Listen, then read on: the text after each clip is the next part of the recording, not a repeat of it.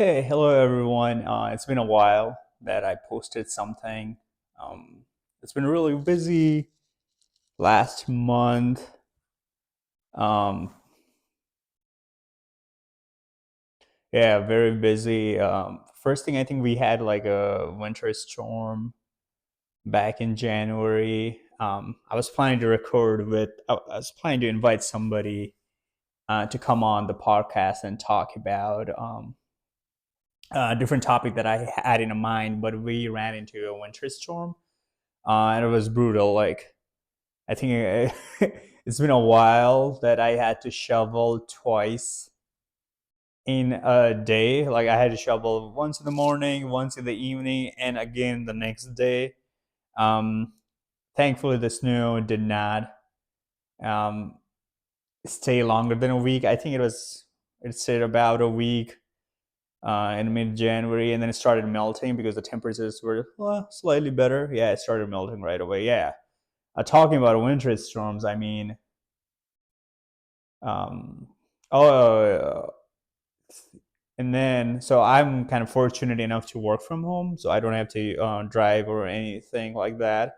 So anytime there is a winter storm or bad weather, I can really avoid it. I don't have to be out there, but unfortunately, my wife C has to go to office.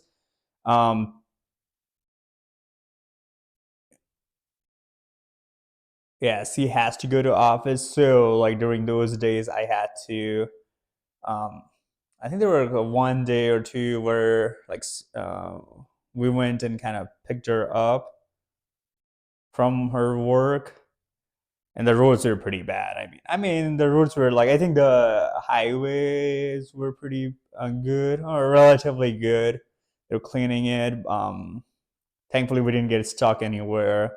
We were driving pretty slow. Yeah, I wouldn't say I have a lot of experience driving in winter, bad weather, but there were like, I want to say like three times, if I remember correctly, where I had to drive.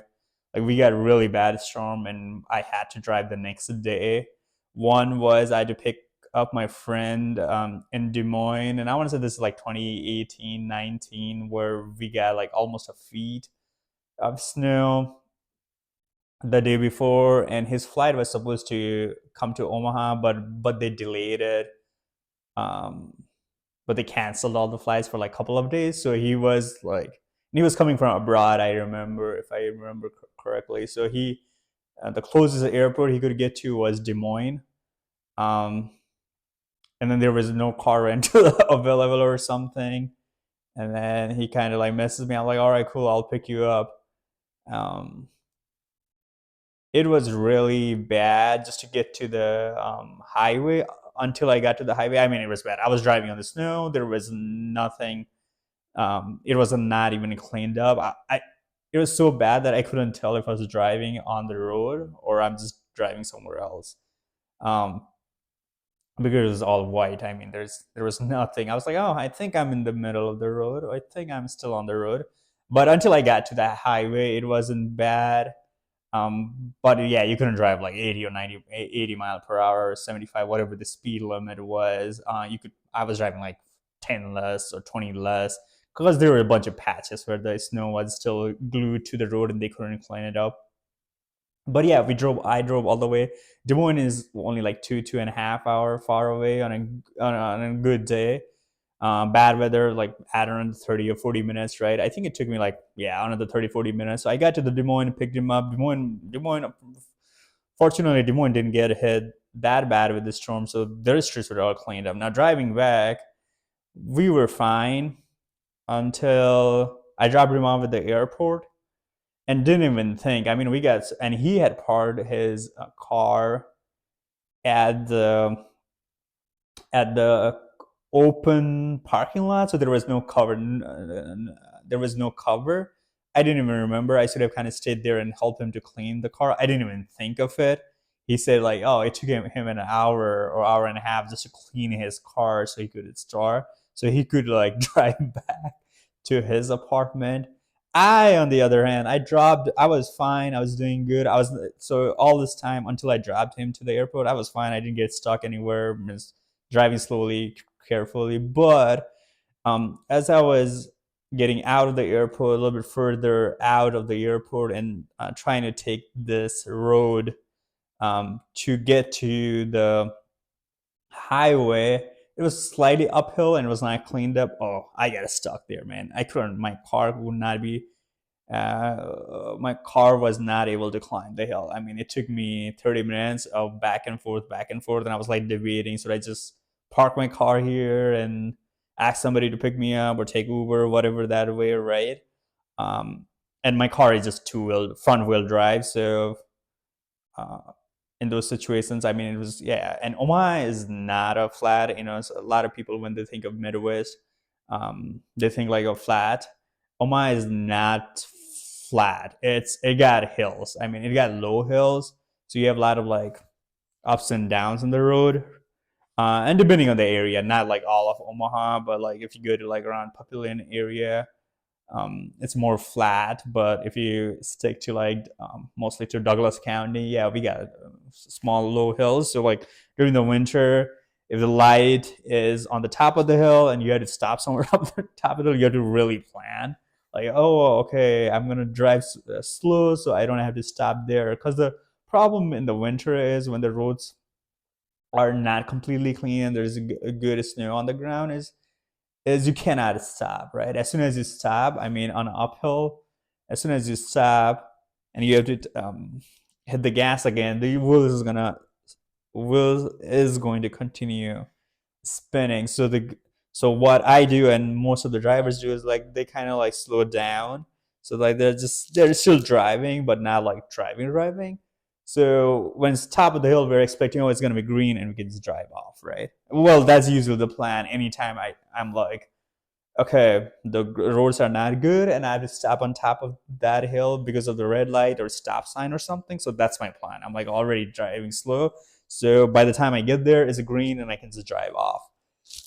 But yeah, this hill was not that. I mean, it took me half an hour just a moment back and forth. And eventually, like, I was like, oh, I was about to give up and I was able to.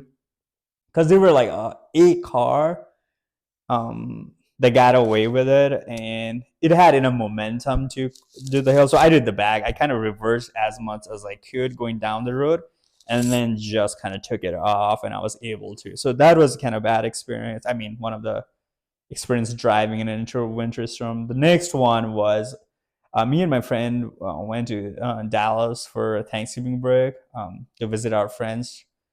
And on our way back, we left pretty late. I wanted to leave early so I could avoid the bad weather, but we left pretty late.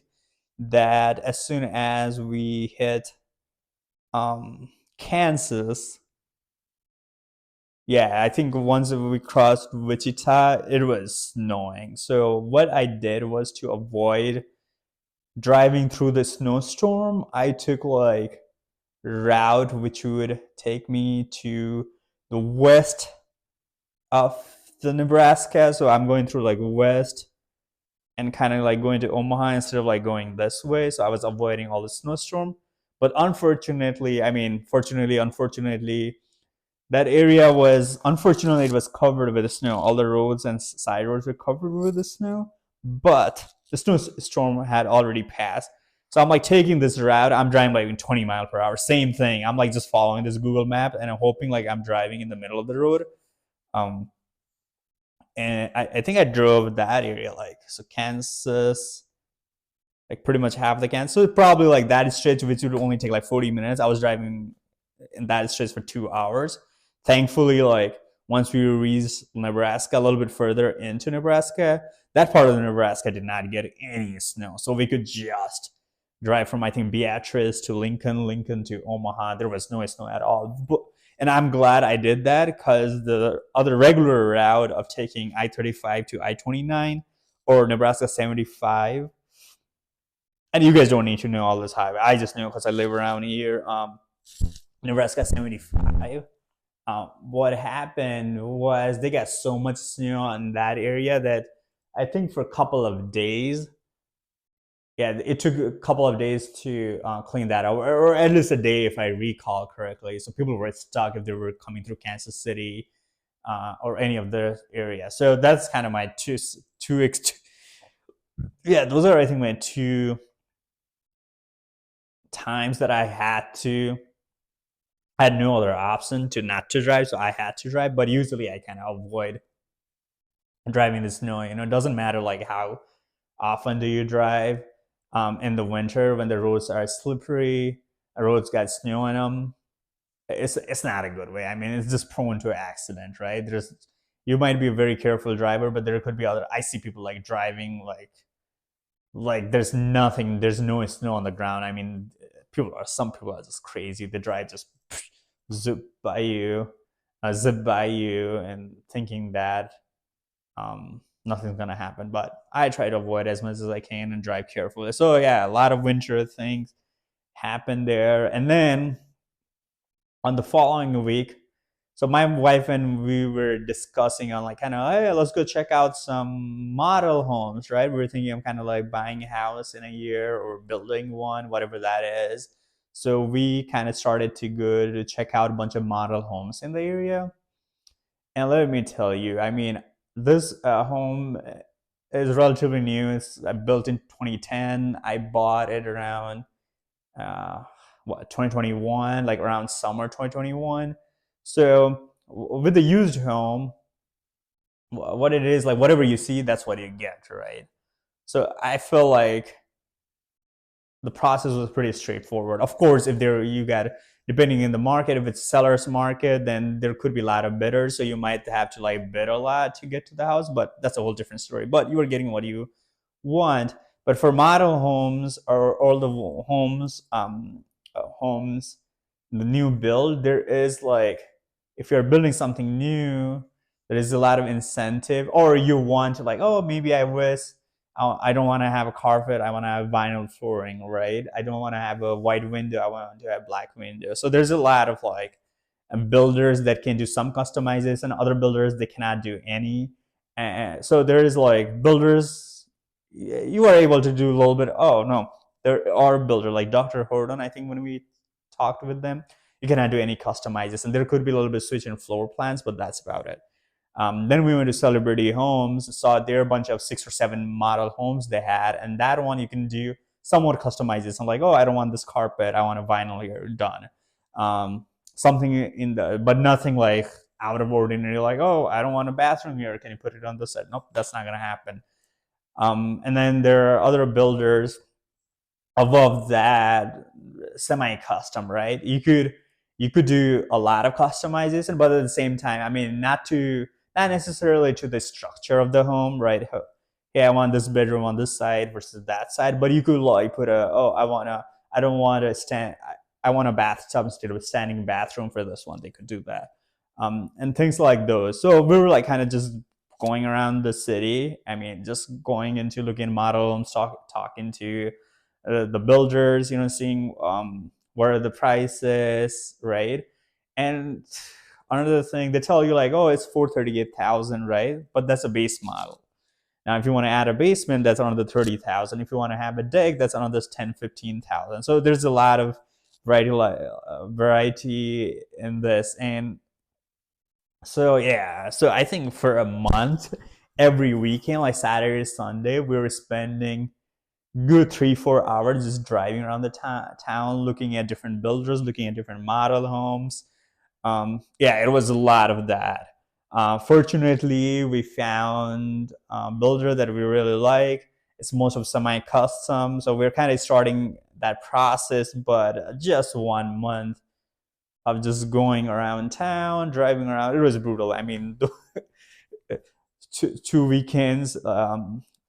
So during the weekday, we couldn't really, because of our schedule and the model schedule, we couldn't do really anything.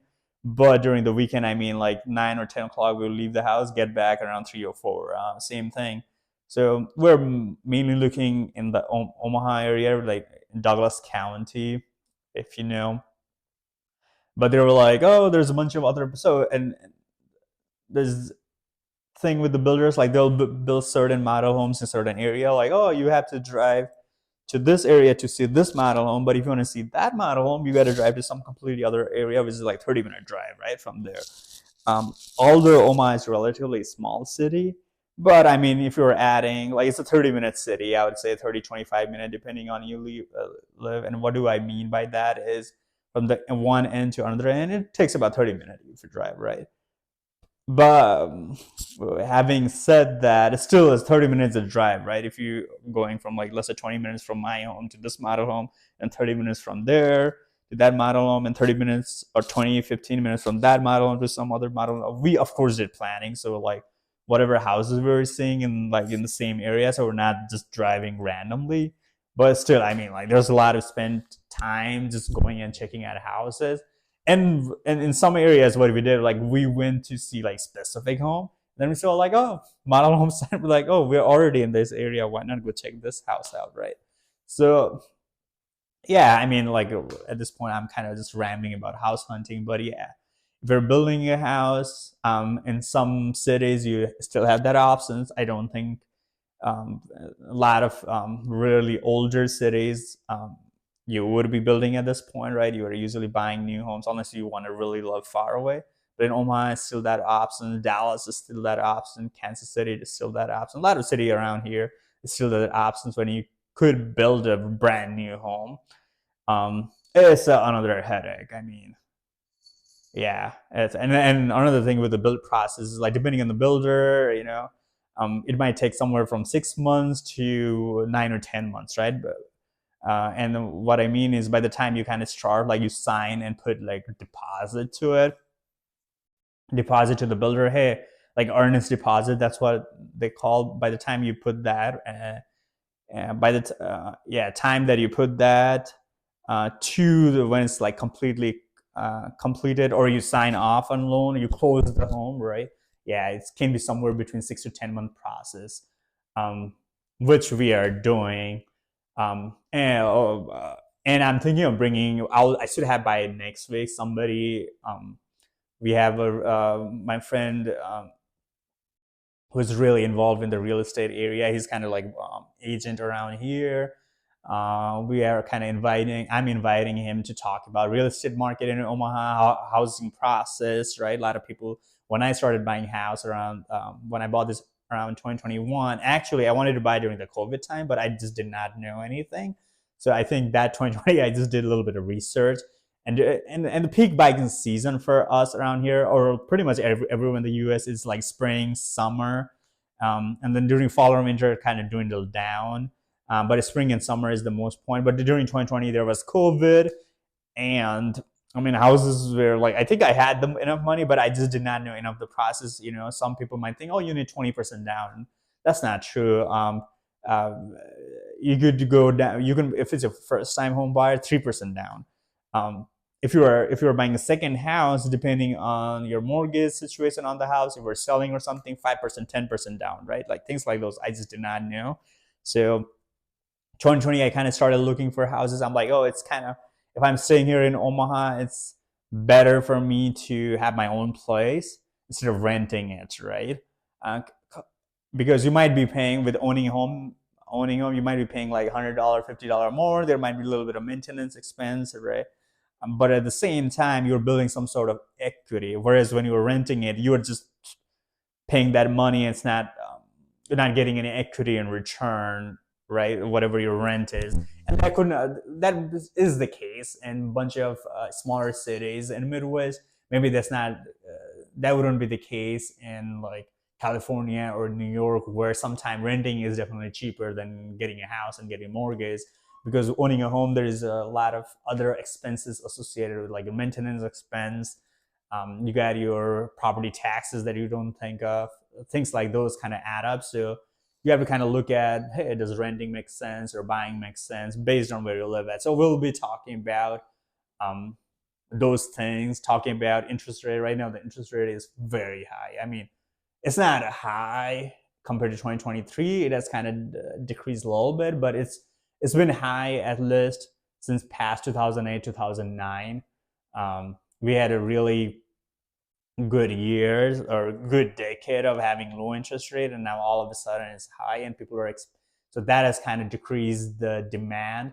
People who would be buying homes kind of slowed down because of the interest rate, right? So we can kind of talk about his thoughts and what he thinks interest rate is going to go up. So I got like a bunch of questions. I'm not sure if I'm going to make it like one hour thing and get it done, or we'll kind of split into it, uh, 2 or 3 sessions where we in one session we focus about one topic versus in other we talk about another topic. So a lot of going on in my life or in the past month that we did. Um, they kind of so I couldn't bring podcasts to you guys weekly as I wanted to. Another thing happened is I kind of you can see this is my kind of new studio. So I kind of moved to basement, so my office is here, and I'm thinking this as going to be my studio until I get a new house, and I'll have a room dedicated to that, depending on how my podcast does.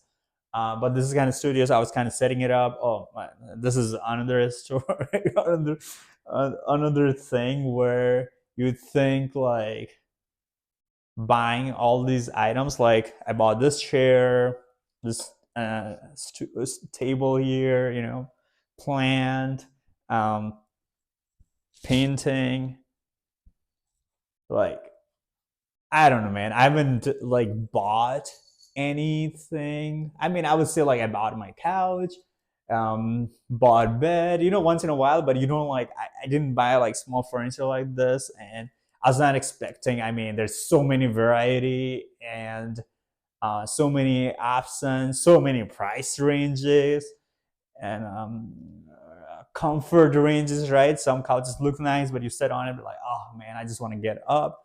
I mean, that was another hassle. I think for a week, I had to kind of clean up the space.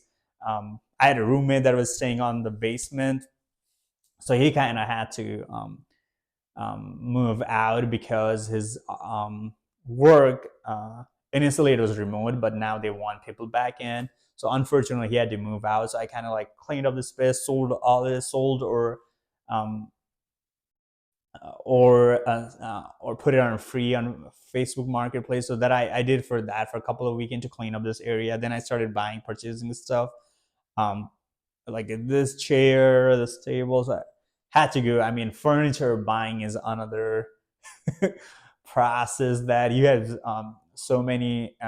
you have many vendors online and brick and mortar stores, like physical stores, going into there, looking at all the options. I mean, we have something called Nebraska Furniture Mart here.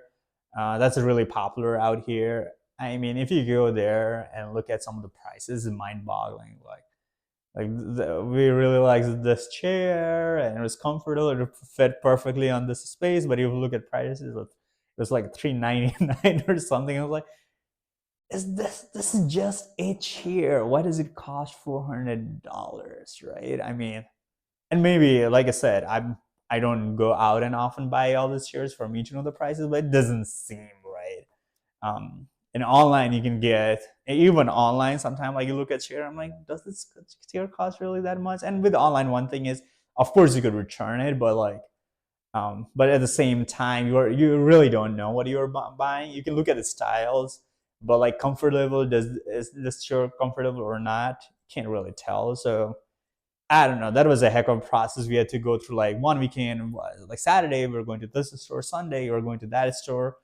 Same thing here. Stores are different, far apart. So you are just like, oh, today we can only do this store because I really don't want to drive other side of the town just to get to there. So we did that for a couple of weekends, and then last weekend I had everything in here, but lighting was really bad. I mean, lighting in the day is good, but I'm still unable to figure out. I bought a bunch of lights. I'm still unable to figure out the shadow thing. As you can see, there's still a little bit of shadow here, so I'm kind of working toward like putting my camera, I would say not my cameras, but putting my light fixtures on certain spots so there is minimal to no shadow at all. And I'm not a lighting expert or anything like that. I'm not a studio expert. So I'm like watching YouTube videos and like, oh, there's something called three camera. So you put a three camera lit or three light camera or something. I was watching a lot of videos and trying to place the light fixture in a certain angle so there will be minimum to no shadow, and I have not been able to achieve that. I've been able to achieve, let me rephrase that, I have been able to achieve minimal shadow, but no shadow. Nope. Not especially during the evening, right? When the outside light, when the sun goes down, I have to rely on these light fixtures, and I'm unable to. But I'm like for now, I'm just gonna live with the shadows, right? Although I ideally would not like the shadows, but I'm just going to live with that for now. But yeah, that's all. I got a lot of going in there. Um, for the future episode, like I said, depending on the my friend's real estate agent, his schedule will probably have that here in a few weeks, and then I'm also reaching out to other friends, right? A different, maybe different industry, or just to sit down and kind of talk to them. Um, Maybe it's in some expertise in that area, or whatever they do in their area. We can talk about that, or it's just going to be some um, talk about general stuff in the coming weeks. And for the weeks that I don't have anyone, I'll probably do just a solo podcast where I can, there's a lot of things happening in my life. Kind of share that with a lot of things happening in the world. I mean, I don't know if you guys follow through news, look at the news at all or not, or look at what's happening. That's something I do like every morning. I log into my work, and like for the first 10-15 minutes, I'm kind of reading through the news. I'll read like specifically like US news, and then I'll go to the Nepal news. Like I'll go to a bunch of websites in Nepal and kind of get like, oh, what's going on in the world in Nepal. And then I'll kind of look at the world news, right? There's a lot of like, we have Ukraine and Russia conflict. There's Israel and Gaza or Palestine conflict there. There's a lot of things happening in South America with Argentina, with Ecuador.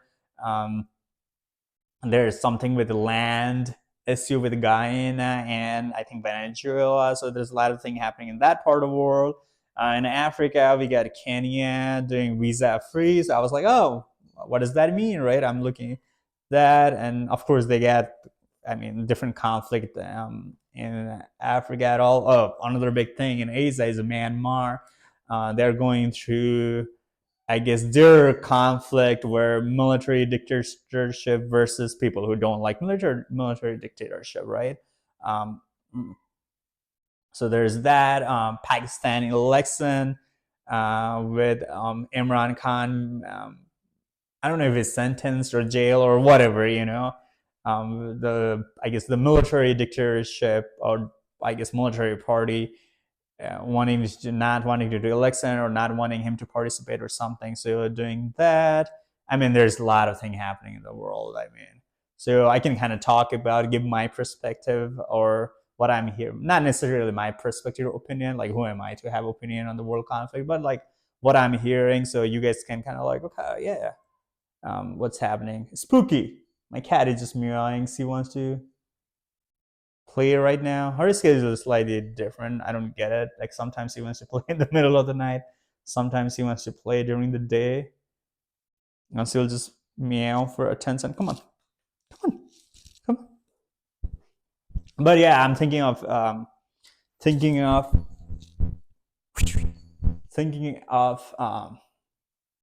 and doing adding kind of that segment in the world, or that segment where what's happening in the world, um, and having podcasts, because yeah, there's a lot of things going on, and you could have one opinion versus other, so thinking that part. Other thing I'm thinking, that I'm not necessarily like an expert in that subject, but since it is,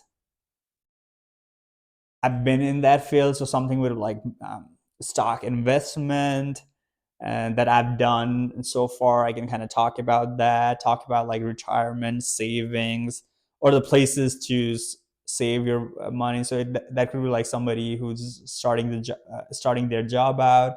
I mean, you'll hear about 401k through your job. Like, what is that talking about? That within 401k, you have got like, oh, you do want to do Roth or traditional, kind of talk about that. In a health insurance, you can do like high deductible plans where you could have a HSA, health saving account. What does that mean? If you have kids, you can do like 529 plan, which is your kind of putting money. You can put money towards the kids' education, uh, and pay for expenses for college expenses, or recently high school expenses. You can pay that. So like looking at different investment vehicles, I would like to call those, right? And then having your own like money market account, brokerage account, where you can buy shares and talk about like ETF, mutual fund, stocks of the certain company, and kind of how I got started. So um, like more of a like a financial literacy kind of topic. Like I said, I'm not an expert on these topics or anything, and there's a lot of resources out there. But definitely, I can add what I have learned throughout the years, and it might be beneficial. You know, like I had a bunch of friends. And then the reason I want to do that is a lot of people like they do not know, and surprisingly, I mean, I feel like it's this should be one credit hour class in maybe a high school or or in college where you learn about stuff like that. You know, like oh, health insurance, your 401ks, retirement savings, compound interest, high yield saving accounts, stuff like those.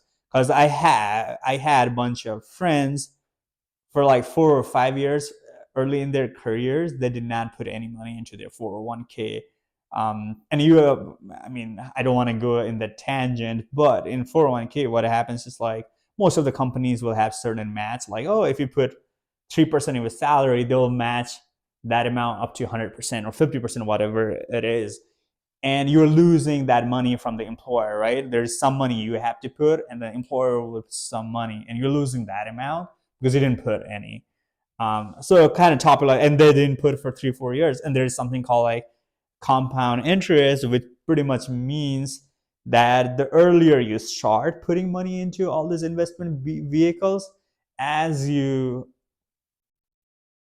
as the time passes, there's some compound effect of them doubling and tripling throughout the year. So let's say somebody started investing um, their first job, like 21, 22, they started having money, they started putting aside whatever they could.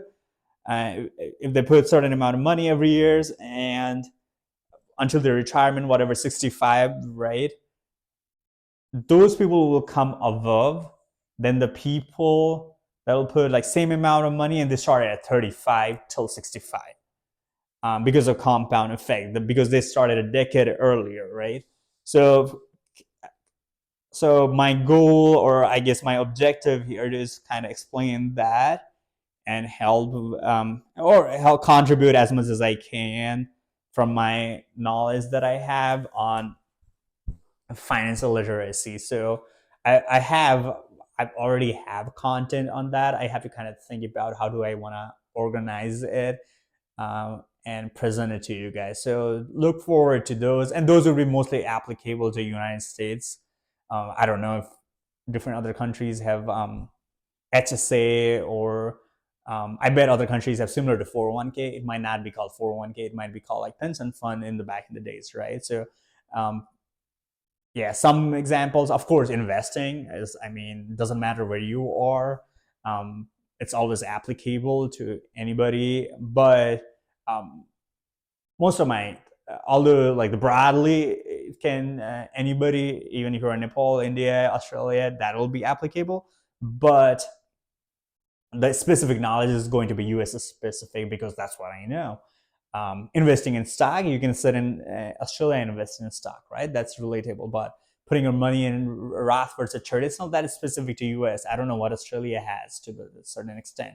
So you can kind of use this information, and look at what it's in your country and utilize that. That's um, what you could do with those info. But like I said, it's going to be very US specific on those topics, as I am just more knowledgeable in that area. Other things that I have planned for, or I've kind of wrote down, we talked about real estate, investing. Uh, let's talk about other things I'm thinking of, kind of to invite people from different profession. So maybe it's a nurse, right? Nursing. Maybe it's somebody in IT, and within IT, I mean, you have a developer, you have like QA, some I don't know, I don't even know, like quality testing folks, right? Database folks, right? I'm thinking of inviting those folks and kind of asking questions. And some of it is like for me, like I don't know what they do, right? Like I know what a database administrator does. I have an idea of what it does, but I don't know what a day to day looks like, right? So that's what I'm thinking, as I feel like some people might find value on learning about different professions, especially if they're early in the career, like um, I guess back in the day it was like, oh, you could build this one thing. They would study and do that thing until they retire. But with changing environment, changing technology, you have to kind of keep up. I've seen people who study accounting, finance, or business, and then went to tech, learn coding, and then went that route. I've seen people that were in tech and they really don't like it, so they moved back to business, right? So kind of learning about that, pretty much in summary, more about learning different careers that's out there. So I'm thinking, and that would be like not me talking; it would be somebody else, me asking questions about what do they do, um, and them answering it. So it's going to be on that format, because I don't want to sit here and research into what a data administration does. I don't want to go through a bunch of YouTube videos on what the day to day looks like. Yeah, so that's what I got for today. I think that's all. Thank you for listening. Um, and I plan to have some sort of episodes or some sort of um, podcast like every week. That's my goal here. Thanks, everybody.